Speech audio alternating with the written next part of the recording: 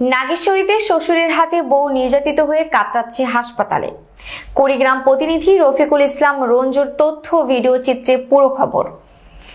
কুড়িগ্রামে নাগেশ্বরী উপজেলার হাসনাবাদ ইউনিয়নের সিংহির ভিটা গ্রামের প্রতিবন্ধী ইসাক আলীর স্ত্রী জামিলা বেগমের উপর শ্বশুর সহ তার পরিবারের লোকজন কর্তৃক অমানবিক শারীরিক নির্যাতনের অভিযোগ উঠেছে। অভিযোগ সূত্রে জানা গেছে, হাসনাবাদ ইউনিয়নের সিংহির ভিটার একই গ্রামের মৃত মেসের আলীর পুত্র রুহুল আমিন অর্থাৎ নির্যাতিত জামিলা বেগমের চাচা শ্বশুর তার ভাতিজা প্রতিবন্ধী ইসাহাক আলীর বউকে পিটিয়ে গুরুতর আহত করেছে। এছাড়াও রুহুল আমিনের পরিবারের অন্যান্য সদস্যরাও জামিলাকে বেধড়ক পিটিয়ে গুরুতর আহত করে। স্থানীয় আব্দুল হামিদ ও তার স্ত্রী ইউনিয়ন পরিষদের সদস্য সকিনা খাতুন তাকে উদ্ধার করে নাগেশ্বরী হাসপাতালে ভর্তি করেন। বর্তমানে নির্যাতিত মহিলা গুরুতর আহত হয়ে নাগেশ্বরী উপজেলার স্বাস্থ্য কমপ্লেক্স চিকিৎসাধীন অবস্থায় আছেন।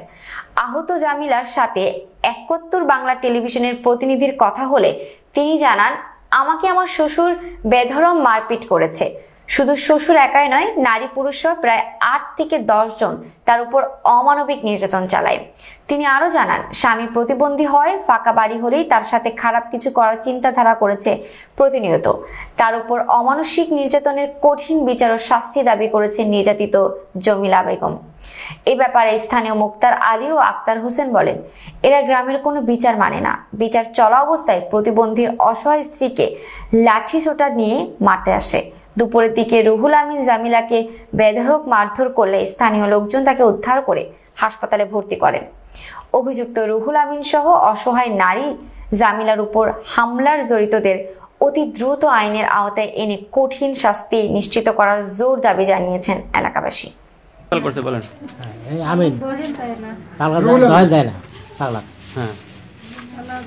মোড়েও ধরা যায় না, খালি মারডাং করে পিটি নিয়ে বেড়ায়। মারছে কেন? মারছে আমিন, ওর বেড়া, ওর বউ।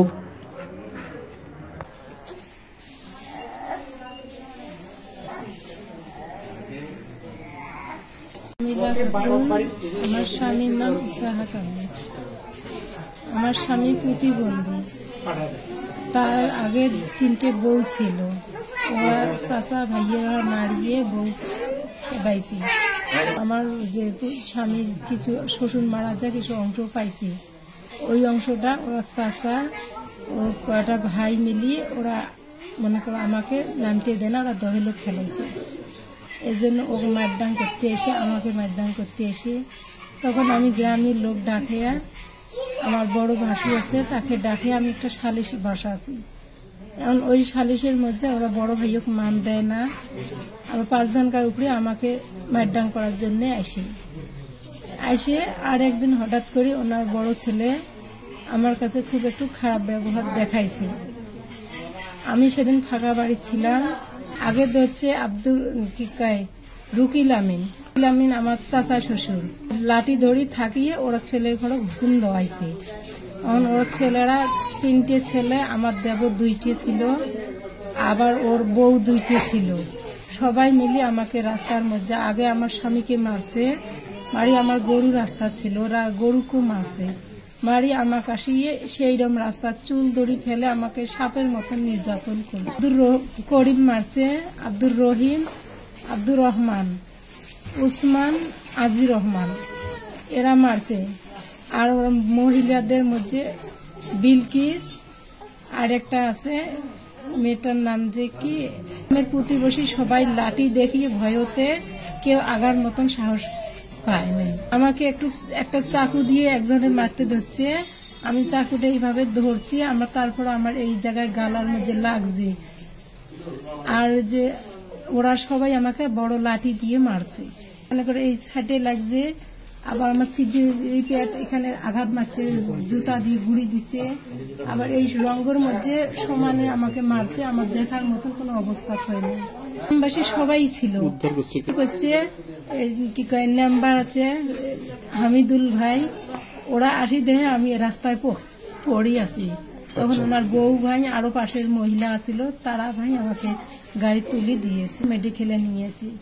মেডিকেলে নিয়ে আসার পথেও ওরা হামিদুলের গাড়ি আটক করছে লাঠি ধরে।